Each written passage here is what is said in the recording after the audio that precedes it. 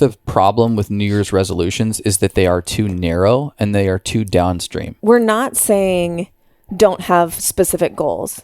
You and I have specific goals Right. for our business, for relationship. What we are saying is that if you identify a theme, then those like sub themes, you can have other goals. You can have goals that tie back into the overarching theme. I think having specific goals is critical. Yeah. Envision this as a pyramid, and at the top of the pyramid is the overarching theme of the year.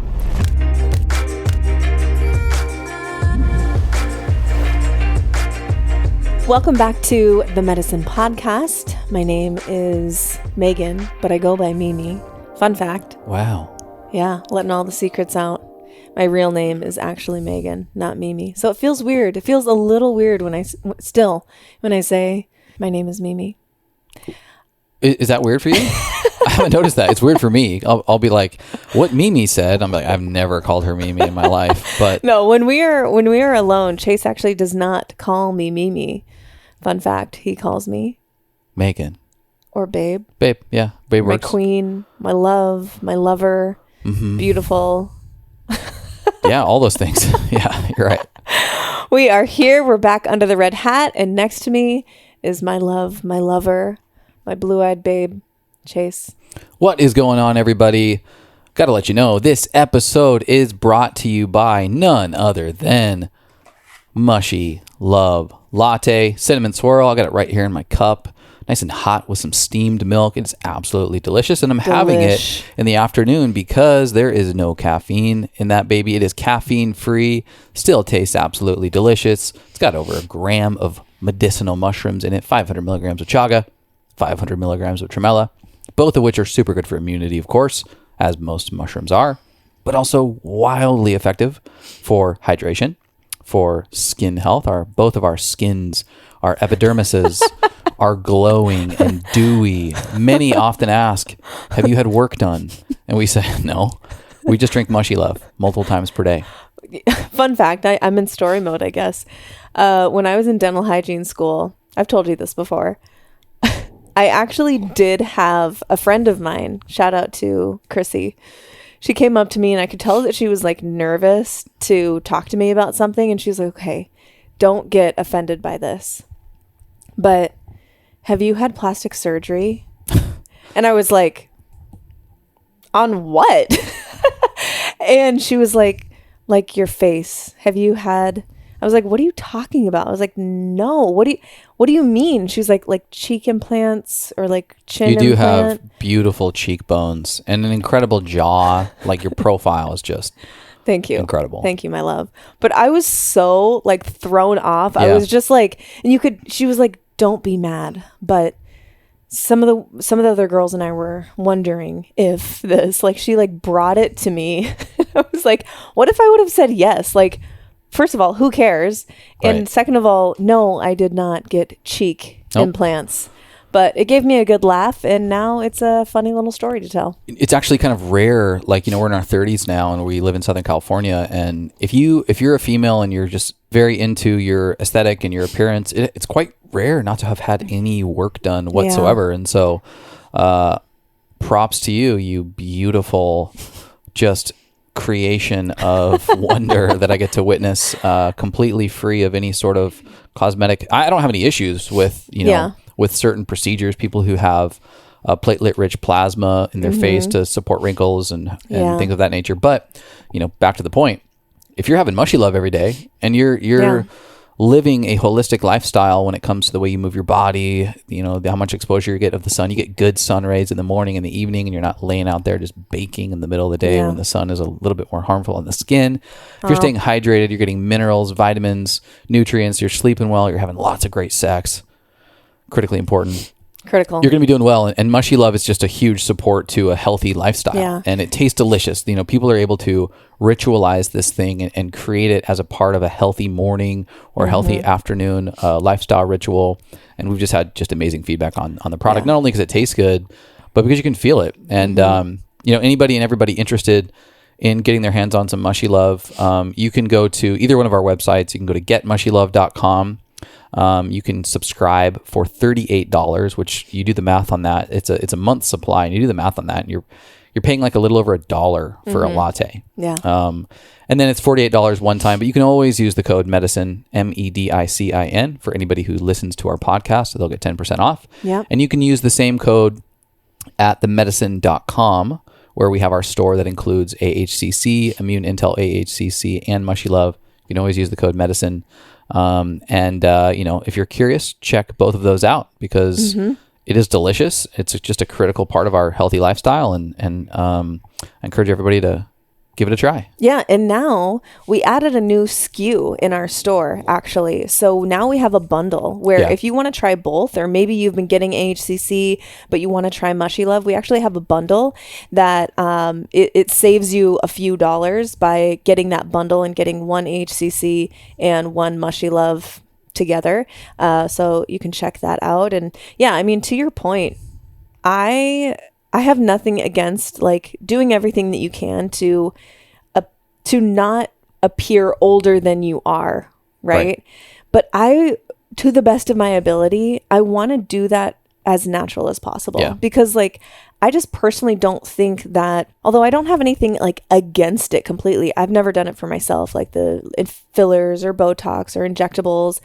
I've done like light therapy on my face, which is amazing, but you're just using light. It's not like the broadband light. I think it's BBL, not the other kind of BBL.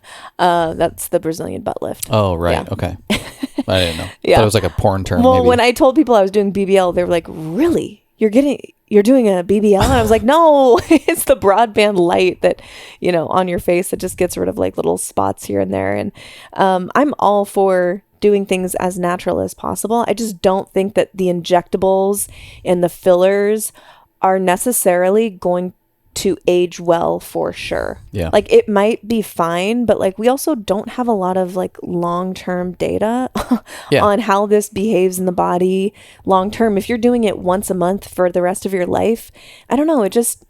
I would rather utilize things like tremella mushroom and AHCC, which is like a super powerful antioxidant, chaga mushroom, super powerful antioxidant, and take care of my skin in other ways. But that's just me. If you're like me and you want to age gracefully and beautifully, but also naturally, then tremella mushroom, i.e. Mushy Love, is definitely something to have in your cupboard. Yeah, for sure. There's something that I've, when it comes to supplementation or when it comes to procedures, something I've really started to ask myself over the last couple of years is this going to have to be something that I have to do for the rest of my life to keep up with the results that it gives me?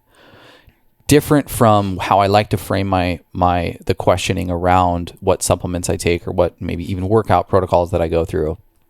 Is this something that will be sustainable for me? And is it encouraging my body's own natural expression of itself? One of the reasons I love AHCC so much is because it addresses the immune system, my personal immune system. It's not a substitute for my immune system. For instance, when you take hormone therapies, which again, I'm an advocate for anybody who has a practitioner or a doctor that prescribes them the need for some level of hormone replacement therapy, whether that be for women or men. If you're going through all the processes and that's the right call for you, hell yeah. But in many of those cases, you will have to have some level of hormone replacement or adjustment therapies for a long time. Like it's an indefinite. When you take exogenous hormones and put them into your body, it shuts down some of the signaling that takes place endogenously. And so one of the things I love so much about Immune Intel AHCC is that it actually works with the innate immune system to more with more efficacy run the course of its system throughout the body. It's amplifying what's already there. Yeah. And so, again, I will likely be on testosterone as I age and as it decreases, because that seems like a really awesome modern solution to why testosterone drops for most men. But for the time being, and as I'm in my 30s, I want to exhaust all lifestyle, all supplementation and diet factors as it pertains to how well my endocrine system functions and how my testosterone levels express themselves before going to exogenous procedures or therapies that might literally shut off some of the innate abilities of my body to create those same hormones. Yep. Totally agree. Well, totally changing the subject. It's a perfect time to talk about 2024. And I don't know if you guys have ever heard of New Year's resolutions, but I sure have. And I really don't see them working well. Yeah. I feel like the last stat that I heard, and who knows, there's probably many, but the last stat that I heard was like 94% of New Year's resolutions drop off after the first month of the year, which is pretty discouraging and disheartening. Also, like, crazy that it's lasted this long with such a like horrible track record. Yeah, I think it's almost like marketing at this point. Like the world tells us we should have New Year's resolutions, and I think the intentions are good, right? Like we want to be better. Yeah. Many of us by the last quarter of the year have been like, fuck it. When it comes to my goals, winter body, and it's not just health and wellness, right? Like everybody has had that moment where they are motivated to do something and they make it like half of the way through and then they miss a little bit of time. Let's just use the example of an exercise practice and you're working out 4 times a week and you've done that for like 7 months in a row, but your summer happens and you're vacationing a little bit and you get some time off and you miss a few workouts, but you're happy and it's fun. And then you roll back into your normal life in the fall and things are as busy as ever. And you've sort of had this habit of maybe missing a few workouts and you're like, well, there's only like 2 or 3 more months of the year left and it's going to be the holidays and I like to eat a little extra of the holidays anyway. So, I'll start this thing back over in January. And I think that plays into the psychology of so many people, and everybody's been in that space where they're like, yo, dude, I haven't worked out in a little while. I'm just not going to work out. I'm just going to lean into it. I'm just going to lean into it a little bit. Yeah. And, I already ate 1 row of Oreos. Might as well eat the second row. I totally understand it. And I think the problem with New Year's resolutions is that they are too narrow and they are too downstream. And so let's continue with the theme of health and fitness. If you have a New Year's resolution of, I'm going to work out 4 days a week, 5 days a week, or I'm going to start a gym membership and go to the gym, great. But that is actually quite narrow. And your life includes a whole host of things that are outside of that. Yeah. And your chance of failing at that one thing is pretty high because you have hyper-focused. And I realize that people encourage people to niche down and it'll be more effective if you can break it off into bite-sized pieces. But I actually kind of want to zig when the world zags that way. And I'm more interested in, of course I am, what's the thing behind the thing? We need to trademark that. I know we do. What's the theme behind wanting to get to the gym? The theme is I want to be healthy. I want to be a little more healthy. What if instead of your intention being getting into the gym 4 times a week, because that's a quite literal, finite, defined version of what you might have to hold yourself accountable to, but what if it's generally, I want to be healthy. I want to be more healthy. And your intention and the theme that you've given yourself for the new year actually is a little more upstream. And if you are missing 1 or 2 workouts a week, or maybe you make it all the way till summer or fall, and then you start to miss a few workouts, if your theme or your intention is actually health at large, you have a little more room to give yourself grace. Like, yo, I missed a few of the workouts, but I am still expressing health in a few different ways. I'm prioritizing the way that I eat. I'm eating 80-20 when it comes to healthy and whole foods versus maybe, snacks and processed foods and things of that nature. And so you can still check the box of the intention of health or the theme of health by embodying some of these other attributes of health. You can even have prioritize your thoughts. The way that I think is significantly healthier. So even if I'm not hitting the gym as much as I was earlier in the year, I can still express this theme of health and this intention of health through a host of different lanes of my life. And so today we are saying, fuck New Year's resolutions. Let's throw the very narrow lens with which we see the things that we want to achieve in the upcoming year away and go upstream. take a little bit more time to talk about what a theme, a phrase, or a word of the year that you can place into your reality, and thus be able to feel, succeed, and embody some of the attributes of this theme over the course of the year as the year changes. There are seasons, and there is an appropriate amount of seasonality as it pertains to the way that you live your life that should be embodied. And so it makes a little more sense to seasonally rotate the way that you express health than it does to seasonally rotate the way that you have, very specifically identified the fact that you want to work out 4 days a week. We're not saying don't have specific goals. You and I have specific goals for our business, for relationship, for things like that. We're not saying don't have specific goals. What we are saying is that if you identify a theme, then those like sub themes can tie into, or those, what would you call that? Like sub letters underneath that, you can have other goals. You can have goals that tie back into the overarching theme. But like you're saying, it's not just picking one goal or whatever, because we are holistic beings. We want to look at our mind. We want to look at our body. We want to look at our relationships. That's what our whole show is about, is like, let's not just focus on this one part of us, but like, how can we orient ourselves in our year tied to this North Star, right? That is our word of the year or our theme, that then trickles down into these other specific goals that we have in these other aspects of life. So we're not saying don't have goals. I think having specific goals is critical. Yeah. Envision this as a pyramid. And at the top of the pyramid is the overarching theme of the year. And as you go down the pyramid, you've got, to the degree, subcategories. We're talking about health. You've got diet, fitness, mindset, relationships.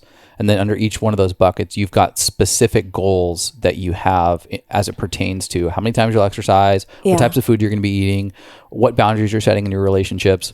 And I encourage people to get literal and spell out those goals. But everybody has been in the seat where they spell out goals specifically before they ever begin partaking in the activities themselves, get into them and go, oh shit, this is not what I expected it to be. I don't know if I'm gonna be able to achieve this. And I think none of us have the ability to forecast to perfection sitting here in December what the entire year is going to look like. And so baking in flexibility is critically important to being successful. And that's why I think that having the intention of a theme is a solution for mitigating the risk of losing all progress that you might make from having too finite of a goal. This is like when we choose a word of the year, a theme of the year, we're using those interchangeably. But choosing a theme is like taking a hat and putting on this theme hat to which you move into your life, and it influences everything else that you do. So we're putting on the hat, and that trickles down into our mind and into our body and into everything that we do. So when we share our words of the year later on in the episode, think of it like this is the hat that we're putting on to go out and achieve and experience the specific goals or the specific experiences that we want to have. So it's another way to look at it. Totally. So today what we will be doing is we will be walking you through a structure for identifying and choosing a word or a theme for your year. We have done this for the last few years. We've taken a host of different resources around words of the year, themes of the year, goals, tried to simplify them because there's a lot of really complex exercises out there for like forecasting your entire year, and made them true to ourself. That includes a little bit of reflection on the last year that we've had, as well as some level of foresight and intention for, what the upcoming year will be. And so what we'll do is I'll pretty quickly walk through what this structure looks like so that everybody has at least an idea of where we will be going. And then for context, what you and I will do is we will share how we have completed this structure for ourselves and come to the identification of our themes for 2024. And then open it up to, everybody else to participate or use this structure for the development of their own theme. Yeah, we will have a link to the document that sort of serves as like a template this is easy enough to where you can just kind of think about it and follow along and, incorporate it into your journaling practice or whatever. But if you want that concrete template, we'll have it in the show notes just as a Google Doc. Yeah, totally. So I'm going to take a few minutes and just run through how this structure and this sequence works. The first thing you do, and this is very fun actually, is identifying your highlights and your lowlights from the last years. Maybe you want to call them wows and pows, like my nephew calls them. Or like I call them, awesome shit and shitty shit from the last year. So take some time and up to 10. Yeah.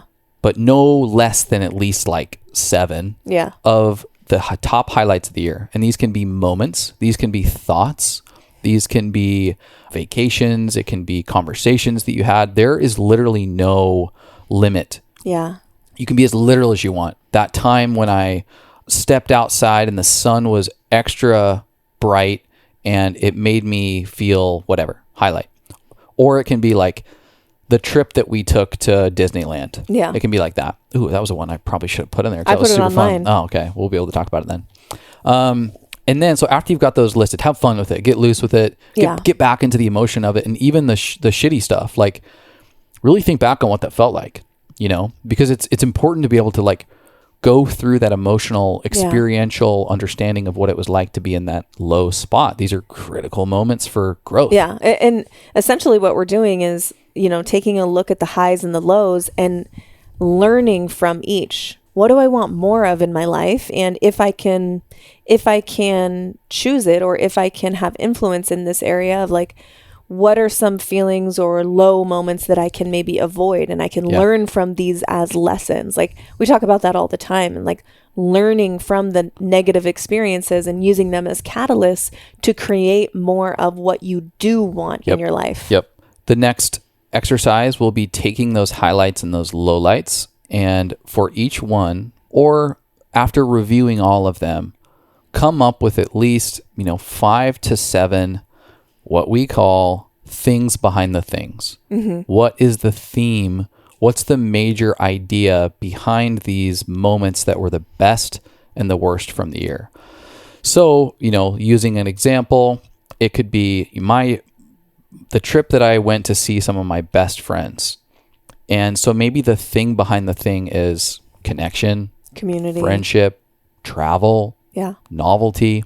Those are some of the themes and characteristics that might come up as to why you enjoyed that. Thus, might be a value that you hold and you may want to continue or bake into whatever your intention or theme is for the upcoming year. And same with lowlights. This one might be even more important, because what you'll likely find is as you identify the things that were the least enjoyable over the course of the year, they might actually hold the key to what will transform or grow your positioning as a human being from this year to next, and might be maybe even more important than things that were fun into what your year can look like. And so again, let's just use a falling out with a friend. Well, disconnection is clearly, or aloneness might be clearly a theme that brings you to feeling unwell, and thus maybe you want to avoid, or it is critical for you to identify into next year. And so after that exercise is done, this is where a real meditative, intuitive practice comes in, is you've got a host of evidence from the experiences that you've had, and then the themes behind those experiences. This is where, think about the identification of these experiences, both high and low, and the characteristics that they showcase.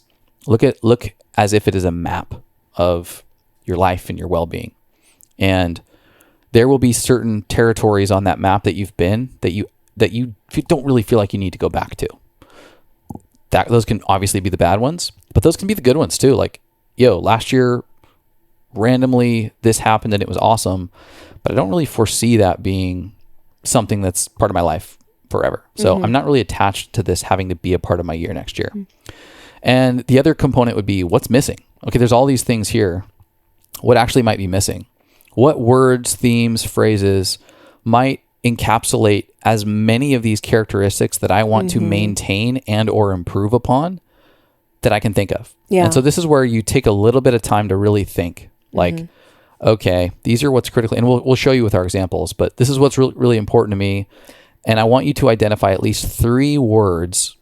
They can be similar, the 3 similar with each other, or they can be actually quite diverse, that encapsulate as many of these characteristics, or at least the most important characteristics that you've identified. And you can actually choose a phrase or a word that sort of galvanizes the lows and the highs. Sure. So like what I want less of and what I want more of might include the same characteristic. It might include, it might be tied together or galvanized by the theme that you choose, and it can hit both. That's the ideal situation. When we go through ours, it'll land for sure. And so once you've identified these 3 words or phrases, pause. There's no need to identify which one yet will be your theme. And even as we've gone through this for like the 3rd year in a row, the first thing we think we're going to pick ends up not being the thing that we ultimately call the theme of our year. Why? Well, the power of our subconscious, the power of our soul, the power of our intuition sometimes takes a minute to clearly give us the signal as to whether or not that particular theme or word is the most resonating for us. And so I highly encourage everybody to sleep on it, to journal on it, and to spend some time massaging these words through your psyche to identify which one stands out the most. Yeah. We know that the power of the subconscious exists through some level of surrender, which means turning off our conscious mind a lot of times. And so if we get overly in our masculine and we get overly in our rational brain, we might formulaically identify that one of these words is going to be the best for me to choose next year. But if we sleep on it, if we meditate on it, if we journal about it, we ask some maybe indirect questions around it, we might actually identify one of these other words holds more truth than another would intuitively, right? Yeah. Yeah. And in addition to sleeping on it, something that helps me is movement sometimes to get thoughts flowing and the wheels greased. So you could run through this exercise and then go for a 20-minute walk where you're not listening to anything. Totally. You're not, listening to music or a podcast or an audiobook or anything. You're just with yourself and your mind and nature and allowing whatever wants to come through. And that is helpful for me sometimes when I'm thinking through something, is to get out and move. Yeah. And not put pressure on yourself to figure it out by the time you get home from your walk, but just to like open yourself up to your intuition and the intuitive movements of nature and things like that. And so we'll give you some other resources as we go through it with ours, but there's some journal prompts that we have available that you can ask yourself as it pertains to these 3 words to help you identify which one resonates most. There will also be some other questions that as you go through your own journaling and meditation that will help you fine tune. And then there's an exercise that we always love, which is writing a letter to yourself in the future. Once you have chosen and identified that word, that is a really, really powerful practice that I'm sure many people are familiar with. Yeah. You might want to use the Google Doc link if you want these, these questions and you want to actually go through the entire process. Right. It would be helpful to have the document. But we will step back and go through the process of what this has looked like for us this year. And the first thing I would like to do is just briefly recap on the words that we chose last year and hear from you. And then I'm happy to share how that showed up. Yeah. Let's be quick with this, just so it doesn't, we can just do a quick recap here. My word, which is actually 2 words, for last year was truth embodiment. And I was feeling pressure from a lot of different areas, including myself, to show up in a certain way, to say or not say certain things on the podcast or on social media, or because there has been a certain amount of censorship, and knowing that our business relies on me and us being able to speak and having platforms to speak, it was a scary position. And so I did go through some self-censorship in the year prior to that, and it just did not feel good. And so part of the truth embodiment was that angle. speaking my mind and sharing with boldness and courage and not being afraid of like, oh, what are people going to think of me? It's like, no, what's the point if I'm not doing this? So that was definitely part of it. And then the truth embodiment was like applying in my life, in my day, what I already know to be true. So making sure that I am living out the principles that we talk about on the show and on social media. And like, are we in our relationship embodying the truth that we talk about on the podcast and we share with other people? Like, are we actually doing that in our life? And I tend to think that we do a good job, but just that was there for reflection. Also on the psychic or inner world the relationship that I have with myself, making sure that I was speaking truth to myself and speaking positively and, really leaning into building and continuing to build that friendship with myself, because knowing the things that we want to achieve and experience in our life, it always takes, a positive sort of relationship with yourself. So am I speaking truth to myself? Am I embodying that truth? I feel like it was a great word for me for the year. And also aside, a piece of this was the major project of the Clear and Free course. That was a truth that I needed to speak and to lean into, having this resource for any and every woman who needs it. That was something that had been weighing on me for years, knowing that this needed to be created, and really giving it my full effort and embodying that truth expression and making that available to people. So looking back, of course, there's areas that I can always improve, but looking back, I really think that I did a good job at embodying my truth, whether that was in my own personal inner world or, externally in our purpose and impact. So looking back, you did a good job. Echoing that back to you, these words and these themes show up in places we can't expect and don't expect. And they happen all year long. And it is wild to go back and reflect on where they showed up. And, even in some of our conversations, whether they be abundant and positive or whether they be charged, I felt your communication from a place of authenticity and from a place of truth, as strong as ever, if not stronger. And even in conversations around family and, how much of a priority that is to you, and being a mother and having a child and what's coming up for you physically and feeling this desire to have a child and be a mother, you express that in a way that obviously my brain has never necessarily been on that. And, but you've done it in a way that's enrolled me, for a lack of a better term, into, that next phase of our life that I hope comes, in the timing that we hope it will. But I just echoing back to you that's totally spot on. And for me, my word was intentionality. And, it started with the intention of how many of the things that just asking myself this question, how many of the things that I do that are unconscious, and I just do them because they've been ritualized and routined in my life. And I'm really good at doing that. Mm-hmm. Really good at just setting a pattern and a schedule and a calendar and a ritual and just executing.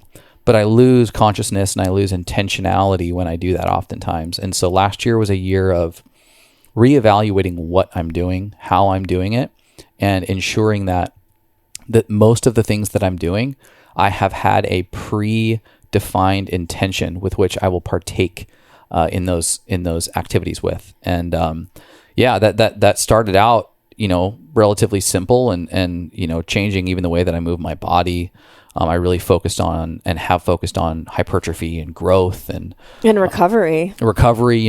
Implementing a lot more rest, but a lot more intentionality in the way that I train my muscles, mobility, opening up my chest and my shoulders and my back, and have seen a lot of development there. And so it started with just a quick, as always for me, it's a quick application to take something into fitness, wellness, nutrition, but opened up in a lot of other ways as well. It's intentionality in the way that I show up as an uncle to my nieces and nephews. Mm-hmm.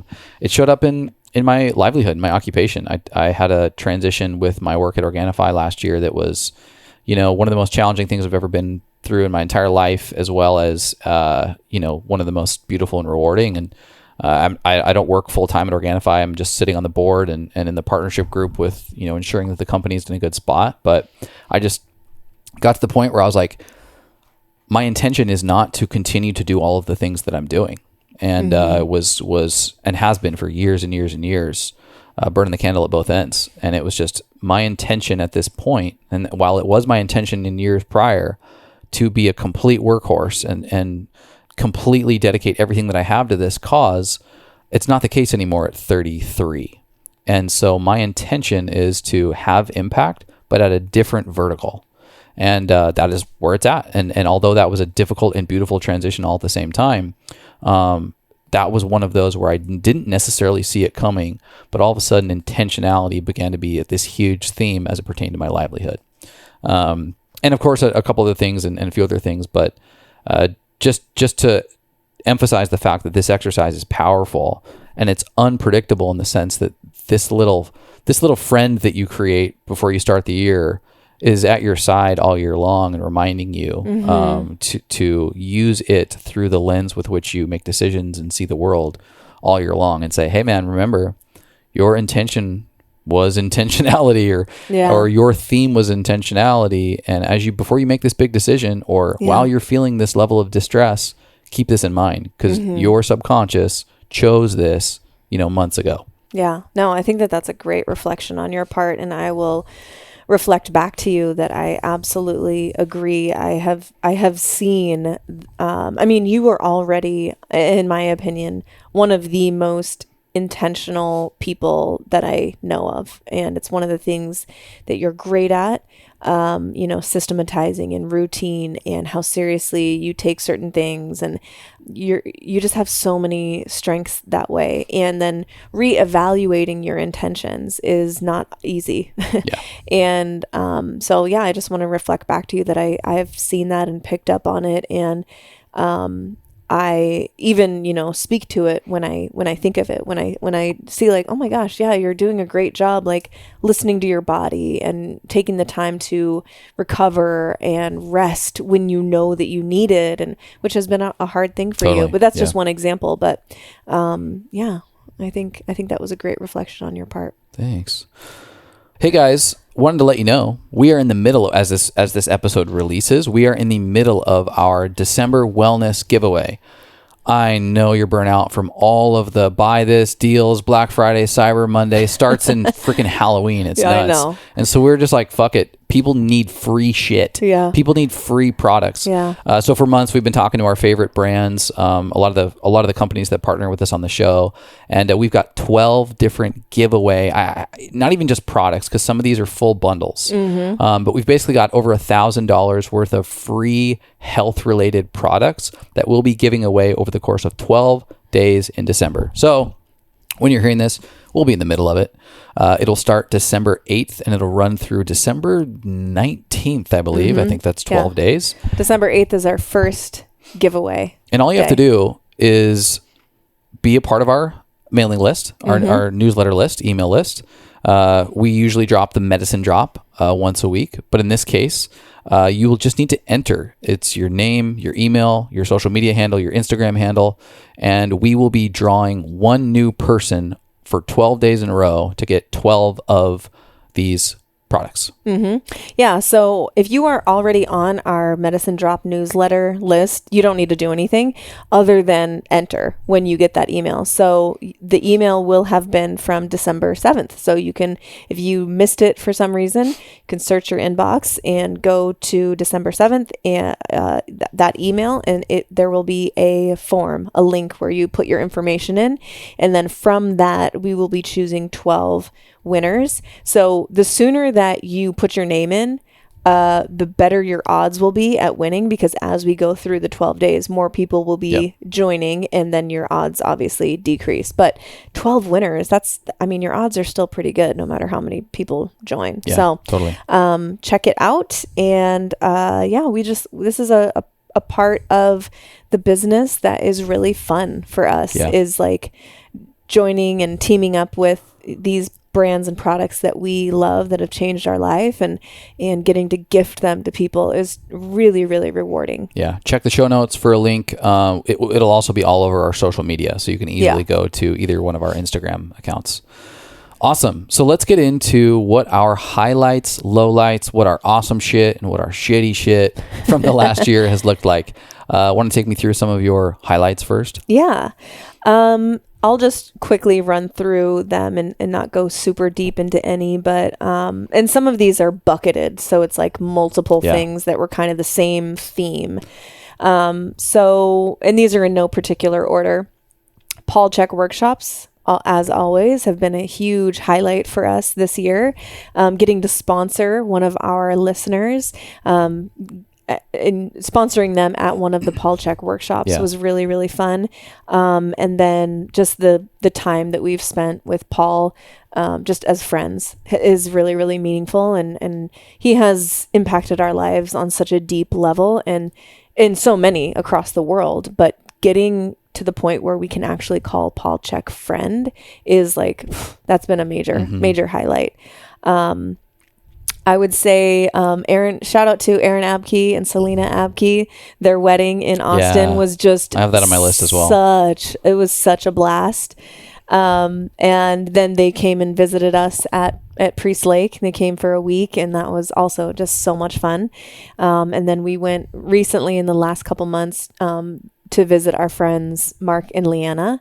And so those were all kind of like friendship based. All of those are on my list as well. Friendship, building and just getting, you and I are deep lovers. Some people are wide lovers where they have lots of friends, lots of acquaintances, and they just like want to collect people and just go maybe more shallow with a lot of people.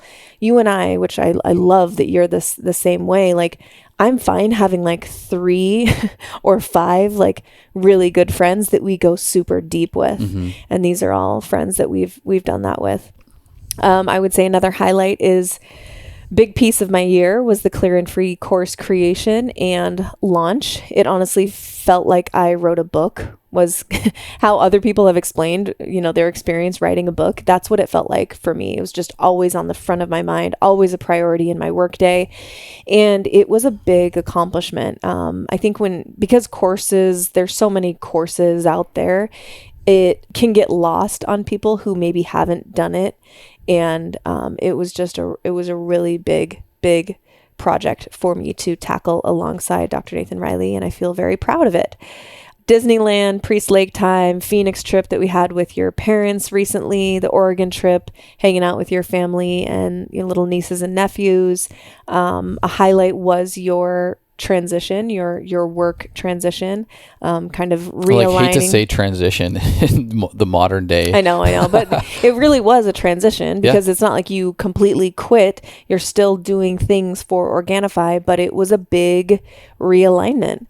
And I personally have never seen you with this level of low stress in your life. And it's really, really nice to witness you just being able to take a big breath and decide what you want to do with your day has been like a gift and a highlight for me.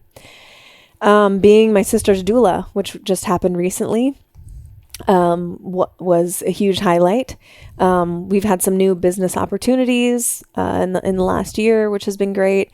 We've also Chase and I have talked and discussed more about kids and future family planning and just family discussions than we ever have in our time together, and that has been really wonderful just because it's like I get to share what's on my heart and what I'm feeling, and it's just having it feel accepted and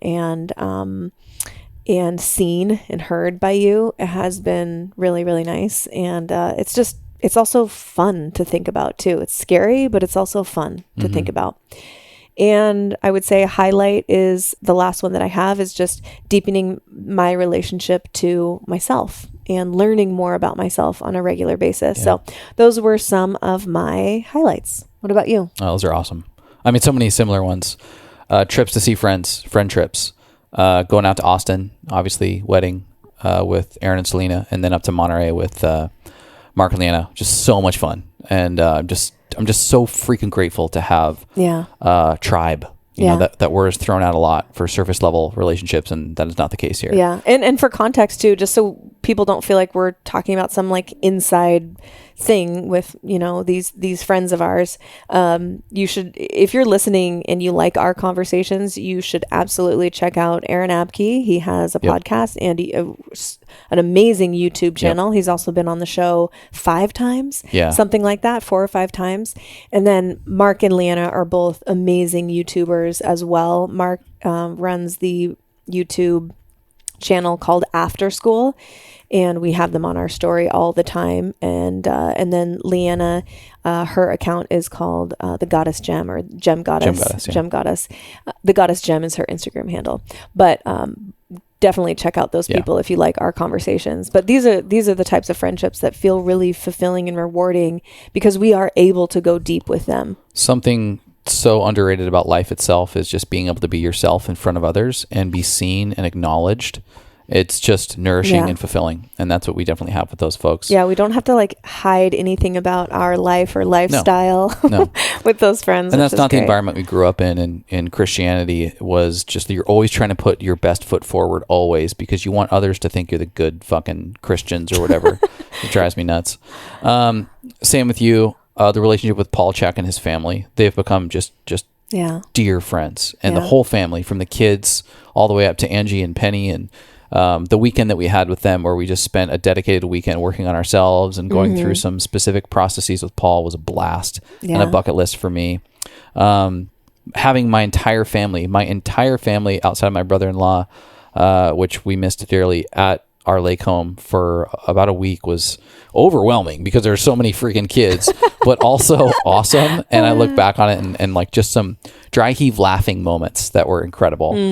Same with visiting my brother and his, you know, just a moment where we're hanging out with my brother, who's my best friend on the planet. We're in his backyard up in Oregon. It's like a beautiful 75-degree day and kids are freaking running around all over the yard. And we're just sitting there. We were sipping tequila out of a Himalayan salt shot glass and listening to Miley Cyrus of all things. And it was just one of those little moments you pocket and you just put it away because it's like, damn it, dude, we're doing something right because this is a lot of fun. Yeah. And that one stood out to me as a moment. Podcasts. Killer podcasts, specifically the Purity Culture series we've had going, has been really meaningful to me. We did that under the red hat, you and I talking about purity culture and our experience growing up in Christianity, and it was very therapeutic in a lot of ways. And then to get the masters to supplement that conversation with their own studies and their own experience and perspective on it all. Bob Peck and his book, Original Sin is a Lie, was a big highlight for me this year in my own connection to God and even my relationship to Christianity. Mark Goffney was just an incredible conversation and just so wildly deep and mystical. Naked Pastor, which is a recent one. And I love all of our podcasts, but this series specifically has really, really impacted me. And then to get the feedback from others who have been brought to their knees in tears around the conversations that we've had with this series. And feeling seen and heard, and like you're not alone in if you grew up in some weird way connected to purity or purity culture, like we're right there with you. Yeah. You know, from our customers, from our products, and listeners to our show, when I see reviews or get feedback, it like completely stops me in my tracks because I just live in imposter syndrome, and I just live in this reality that like, you know, one person listens to the show and it just like shocks me every time I see them. And it like, it just is like the stick of humility just smacks me across the face because I'm just brought so into empathy when I hear or see people having a positive experience through the content that we're creating or the products that we've made. And I would be lying if I said that wasn't just like peak human experience for me, is to be able to witness that. So if you are impacted positively and you want to just, you know, make me cry, you can send me a review. Leave a review and like the show and I'll cry.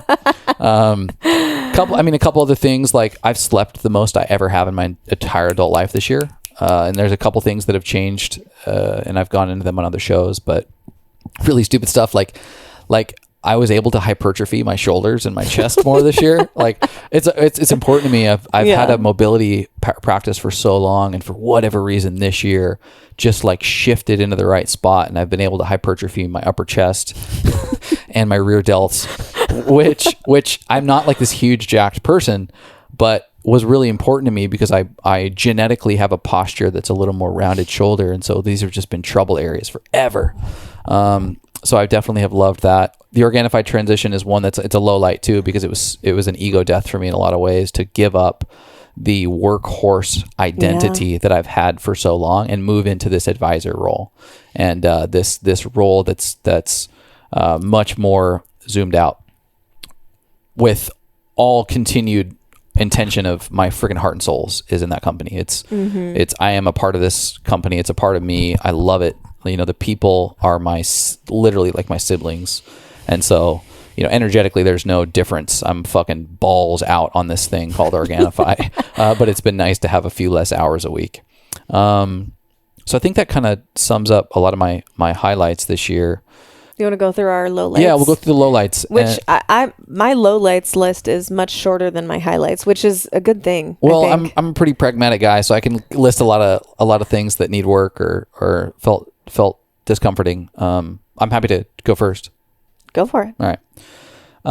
Well, I just said it already. The challenge of the Organifi transition that weighed heavy on me, and so that was definitely a lower area, as well as you know, just some of the organizational changes we had to make along the way and through the process. And that was tough. Just no doubt about it. Just the rational, cold, hard business world sometimes makes you make hard decisions, and that's tough.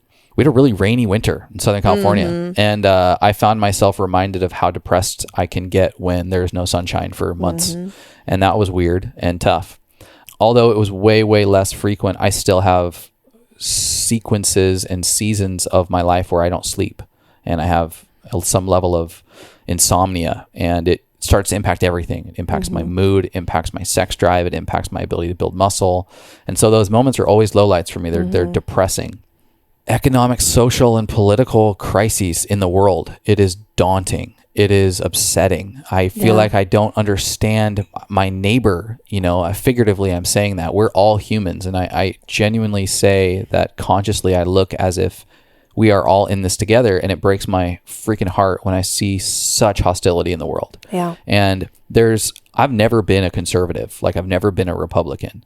And Jesus Christ, like, the fact that you get labeled and identified as some right-wing lunatic by simply being moderate in 2023 is batshit crazy to me. And that has burned me out. No offense, but I'm so sick and tired of this, like, radically liberal woke ideology that we've been tiptoeing around for years, trying to be moderate, and to be told and funneled into like right-wing identity is nuts to me, just absolutely nuts to me. And it weighs on me. It makes me distrust my fellow human being. Yeah. And then you add on to that the fact that we're politically just charged. The media is wild. And then we've got these global crises. We've got 2 wars that we're in the middle of. And it's just like, damn it, dude. We've learned nothing as a culture. I also don't love just the bucket of generational camps that for some reason in the last few years we've decided are just crazy important to just bucket and identify people as, like boomers, millennials, Gen Zs, Gen X. I'm just like, wait, that was never the case when I was growing up. We were never doing that kind of stuff, and it's othering. Yeah, it's like, it's putting distance between you and another group of people, where it's like, well, I'm a millennial and you're a Gen Zer, or vice versa, or, you know, it's a way to other. And then when we label, we slur the label. And so when you refer to someone as the label, it feels like a slur. And this is just a slippery slope to causing more issues and more crises. Don't get me wrong. I love to make a good boomer joke every now and then.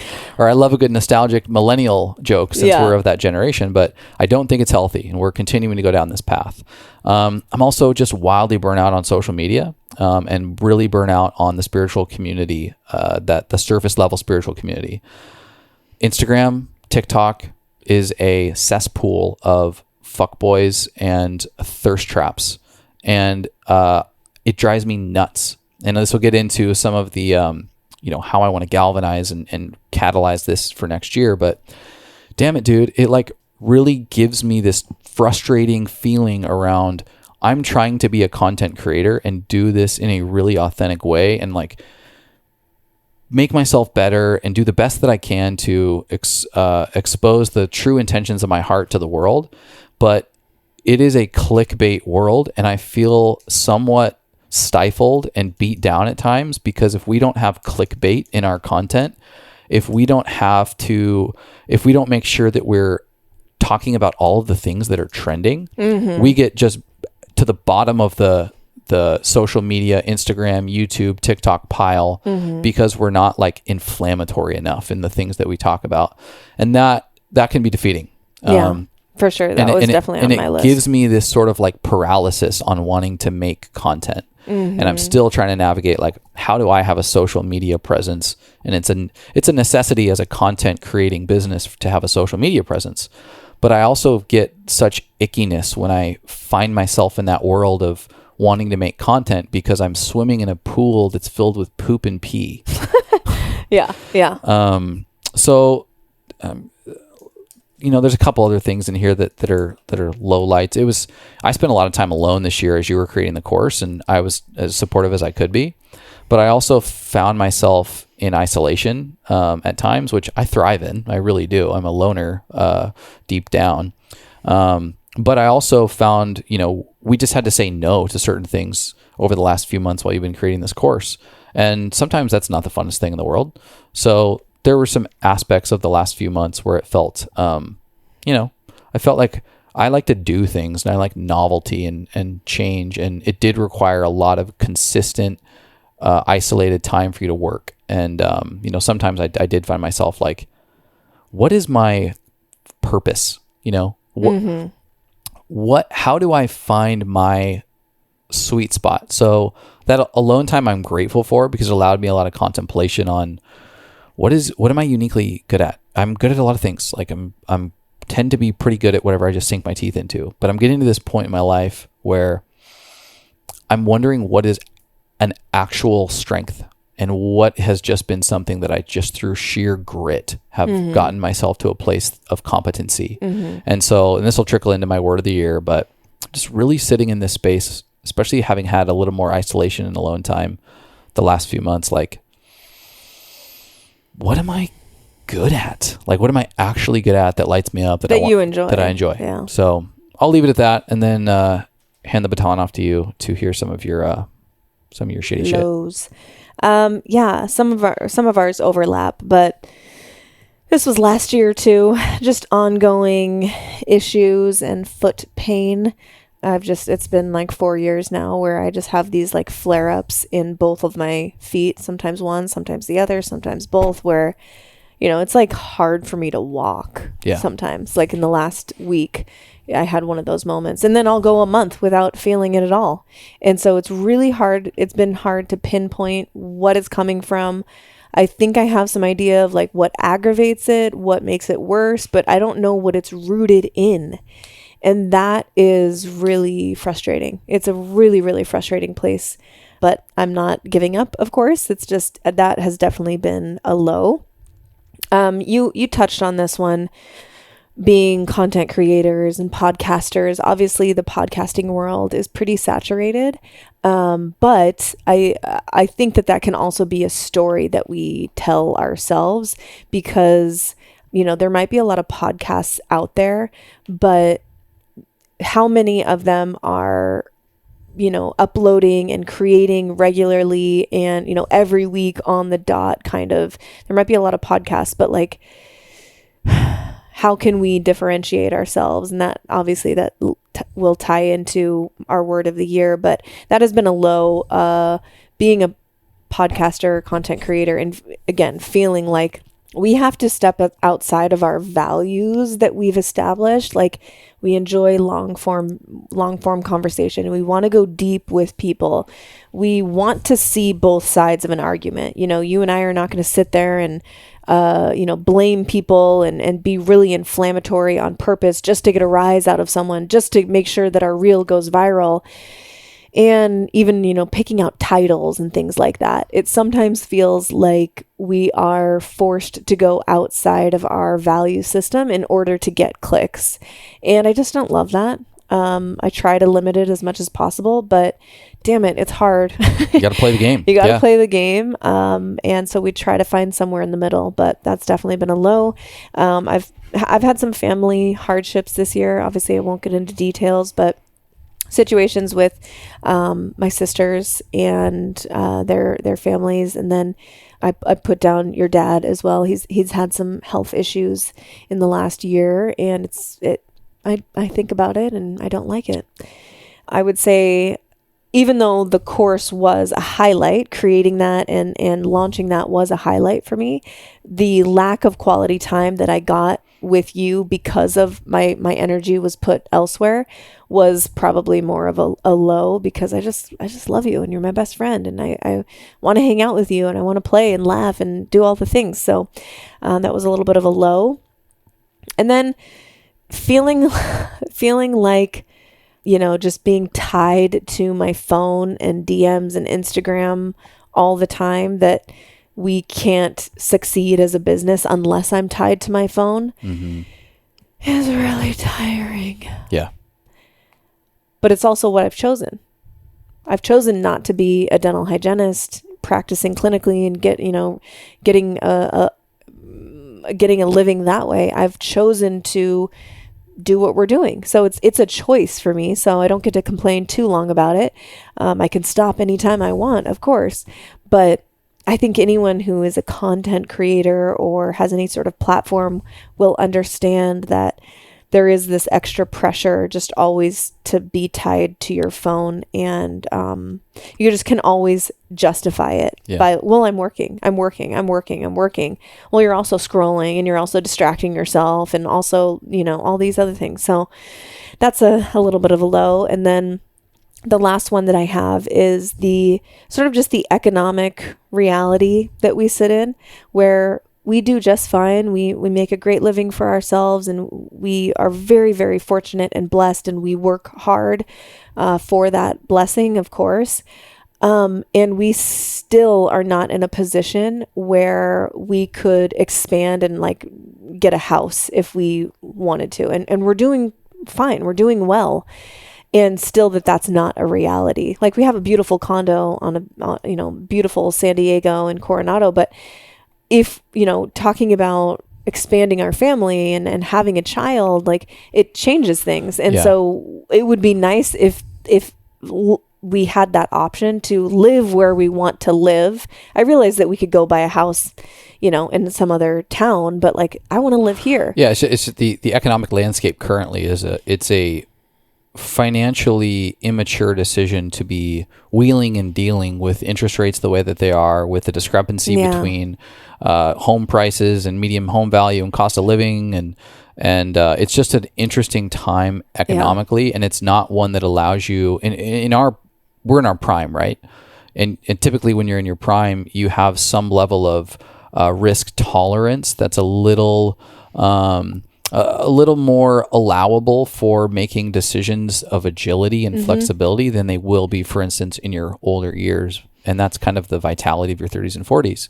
And the tough part about where we're at as a culture in the lane of economics is that you've just got to really, really think about what financial decisions you're making, because things are quite out of whack. Mm-hmm.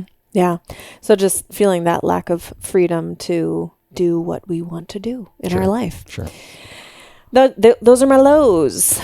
Okay. So we have been through a little summary of what was awesome and what was a little bit lower for the year. And we've already gone through this a little bit, but the practice or the structure would suggest, from those highlights and those lowlights, list or meditate upon a word or phrase that describes the thing behind the thing, i.e. the feeling, the state of being, or the emotion for each. So I think we can quickly run through this. But for me, a lot of my highlights have to do with friends, family, connection, connection with myself, with my vitality, with my purpose. Lots of moments that I found highlighted being ones of impact, ones where I found presence, mentorship, Paul Check. The other thing I didn't mention is I've been a part of the Abundance Archetype community with Jason Picard, and it's been just freaking awesome. And so that mentorship and community and depth and connection has been important. And then a lot of my lowlights, disconnection, fear of the future, fear of things that I can't control. A lot of these macro environmental, macro political, social issues that I have no control over give me some level of distress. This feeling that I expressed of, what am I meant to do? What is my purpose? What can I master? Where do I choose to master something?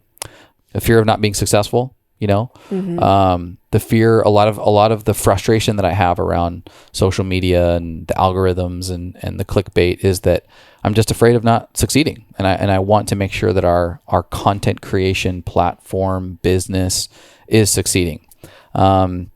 Inauthenticity, imposter syndrome, those are themes too that lead to frustration. These are things behind the things. Why am I frustrated? It's rarely the literal things. It's the fact that I may not feel that I'm worthy. I may not feel my own authenticity. And then, a need for novelty. I can ritualize things and get things into habits, and I forget the bliss from them. And novelty is a great way, and seasonality is a great way for me to reintroduce those things. And so those were definitely some characteristics that stood out. And as I really, really look at this, the biggest one for me is like, what is that purpose? What is the thing that I'm meant to do? What is a strength for me? All while seeing that there's so much going on in the world and so much in my external environment that will require me to embody stability and strength, in addition to the fact that we are leaning into the creation of family. And this next year, we would like to set the table for that environment of having a child. And so what comes up for me is like, okay, also stability, safety, strength, courage, presence, confidence. And so a lot of those things, these are the things that I put in the pot of stirring around for what my words or phrases of the year will be. Nice. Yeah, I'll share some of my things behind the things. Mine included spiritual, personal, relationship growth, deepening friendships, purpose, impact, fulfillment, helping and supporting family, aligned business growth, not just business growth, but aligned business growth that feels fulfilling and satiating, and that it is right on track with where we want to be and where we want to go. And then, the growth and expansion of our family and how much love you and I get to create together. And then just thinking about that love expanding even more is like really heartwarming as we think about having a child. Some of the things behind the things on the low lights or the shitty shit, pain, frustration, weakness, like with my foot, like I just feel weak and it sucks. I don't like feeling like that. I would say disappointment, misalignment of values, maybe the external world and my internal world clashing a bit, missed opportunities for connection between you and I at certain points, and lack of freedom, or feeling like we have a lack of freedom to do the things that we want to do in life. Like if we wanted to buy a house or live somewhere or have a second home or something like that. Of course we don't, but it's the limiting belief of that we have a lack. Yes. There's a lack of freedom. Yes. Yeah. So some of the words that came out of that. Yeah. You want to list your three words that you're going to choose your word from? Yeah. So I was really thinking about like, okay, as we move into this next year, we're thinking about growing a family and growing our business in certain ways that we haven't really outlined here, but it's something we discuss a lot, is like, how can we be different? How can we grow? How can we impact more people? And then also our personal life and our love.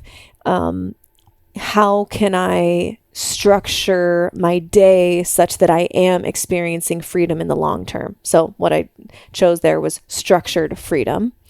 Another few words were growth, expansion, stretch, and then another little set was alignment and prioritize.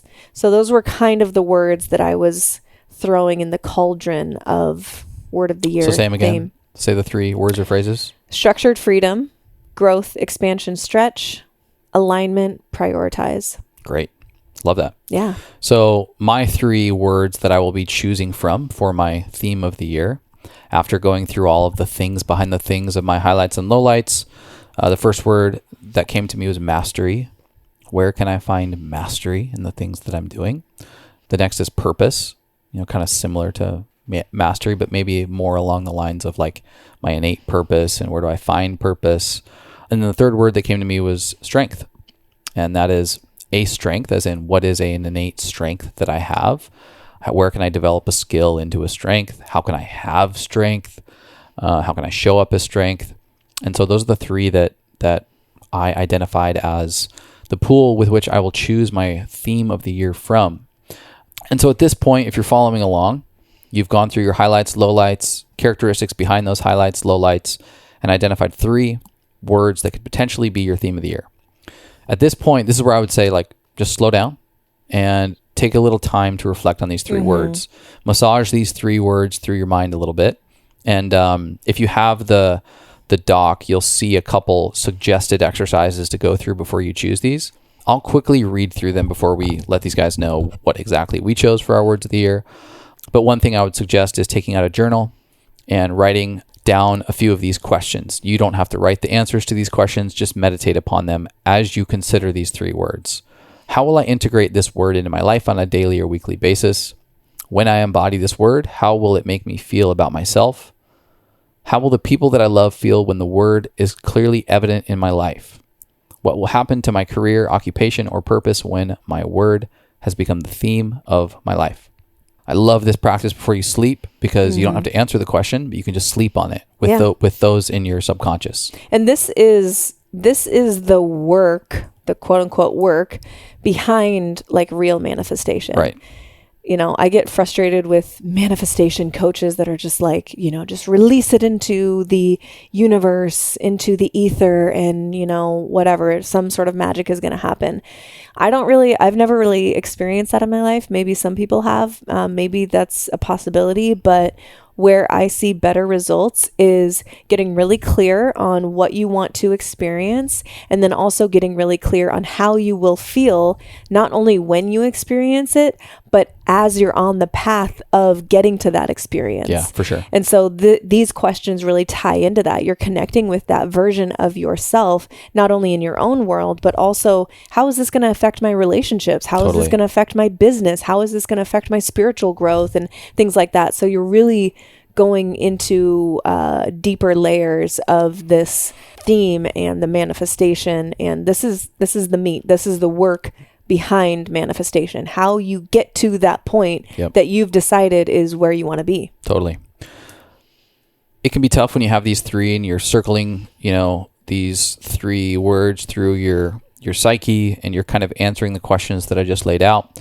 And so it can be helpful to kind of fine tune them. And so a few more questions, and you'll see it on the form as well if you take a look at it, that will help you narrow down which word might resonate the most. One would be, what felt the most realistic for you to embody consistently? I.e., what could you be good at doing consistently? Is it too much of a stretch to be able to embody this word, or is it kind of right within the grasp? What gave you the most excitement and passion? I.e., which one are you going to fall in love with? Which one will positively impact the relationships and the people in your life? Impact is a huge piece to whether you're going to consistently do something. If you get feedback that's helping others, you're going to be more prone to wanting to continue to do it. And then what contributes to your livelihood? What will literally impact the way that you succeed in your life? So I will say, after going through this process, the word that I chose that really captured more of the things behind the things that I identified from the last year and what I want to embody this year is strength. And it's a really simple word, and I kind of love it for that reason, because it hits that attribute of wanting to fine tune a skill to the point that it is a strength, and that I anchor something in my life rooted in purpose and rooted in mastery, the other two words that I used, but actually can be incorporated by the word strength. I would really like to fine tune a few things this year. But I also, in this general fear of succeeding, fear of what's happening in the world, general imposter syndrome will take courage and it will take strength to move through those feelings.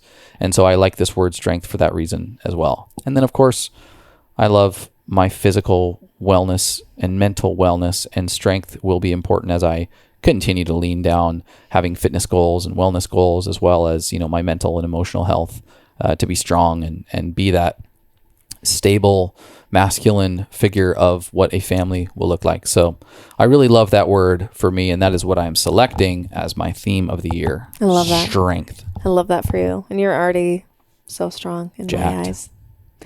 All around, in all ways. Yeah, so the word that I decided upon after sleeping on it, meditating on it, talking about it with my love is stretch. And this, permeates into a bunch of different areas. I'm going to feel stretched as we move into this next phase of our adulthood and family life. My body will physically be stretched, and I've never been there before. And this is going to require new levels of love and compassion and understanding for my experience. I am going to, I'm already thinking about, as we, move into having a child, I'm already thinking about, okay, I'm clearly, I don't want to, this is my passion. I love this. I still want to continue to work. So how do I do both things really well? Being an awesome mother, but then also continuing what I love to do, which is what we're doing right now, and impacting people's lives, talking about mushrooms and HCC and guiding women struggling with HPV. Like, I don't want any of that to go away. It might need to be adjusted or fine-tuned or, changed in some way, but I'm already thinking about, in order for me to do both, that is going to require me now to start structuring myself, my day, my week, my month with you a little differently. And thinking about that, and really getting in the habit, the reps, and embracing it. Not just like, oh, this is something that I have to do. No, this is something that I'm choosing so that I can have that freedom later. So that will stretch me. Totally. And so remembering that as I move into this next phase of our life, and then, stretching, thinking about podcast guests that are going to stretch us. We have a few coming up that I'm like a little nervous for, you know? And so that's what a stretch is you're pushing yourself beyond comfort, not necessarily painful, but it is past the point of like, yeah, I feel good here. I feel comfortable. Right. A stretch is like a little bit past that. And so if we want to grow not only our show, but also our abilities as hosts and interviewers, like, it's going to take some baller guests, and it's going to take some people that are not just run of the mill making podcast rounds and they've got their answers down pat. And so that's going to require some stretch too. And this is really the first time in part 2 of our relationship, or ever really, where we get to create our day from start to finish together, where most of your time now can be spent on the medicine.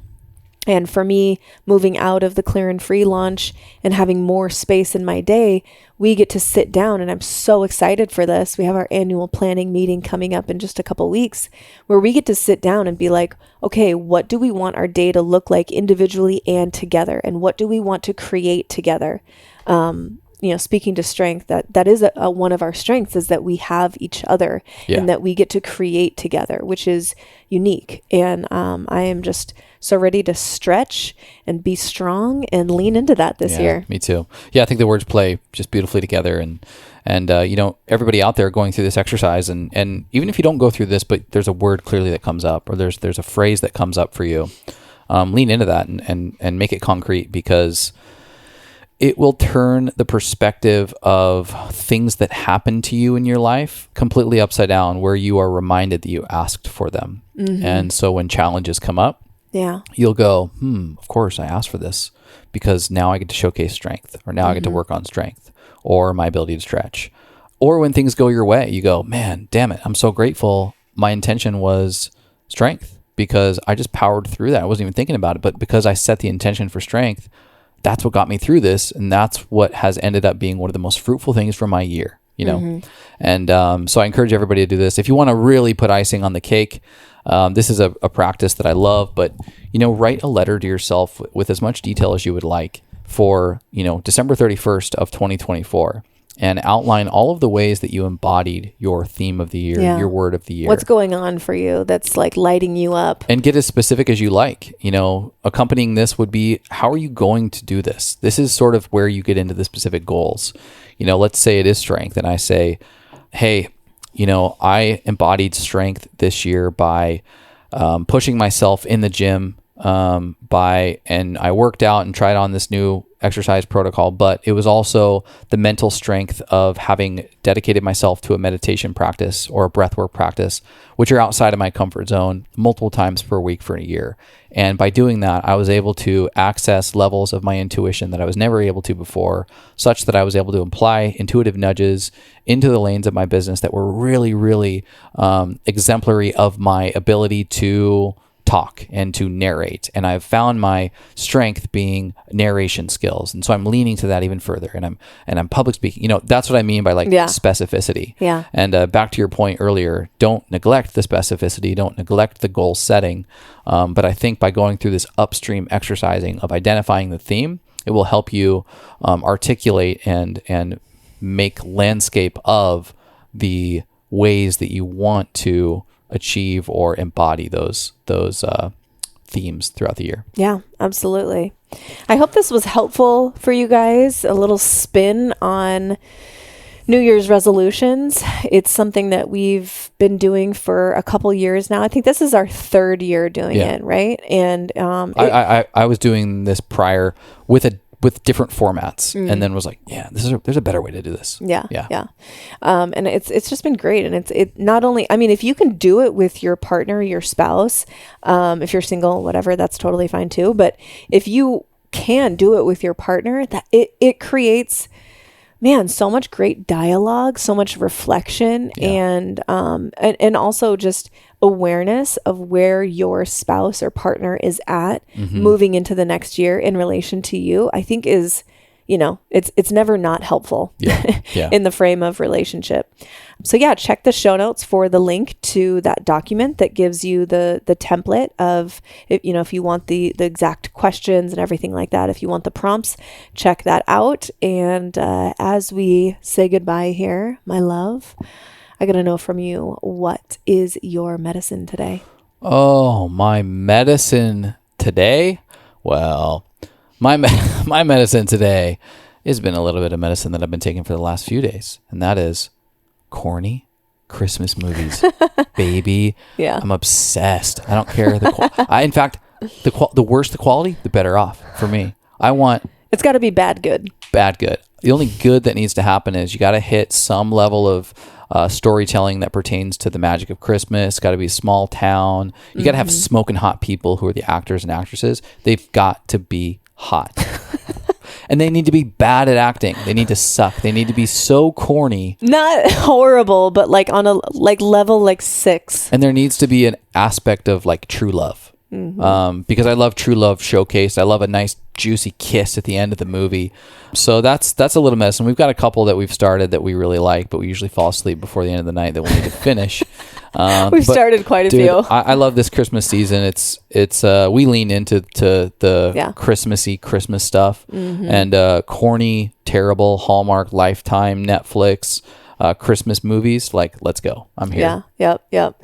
It's great. Every morning walking out, you usually are up, a couple minutes before me by the time I get up and get out of the room, and the tree was already on this morning, and it was just like, oh, it's so beautiful. And I love it. Yeah, we're those people. We love Christmas.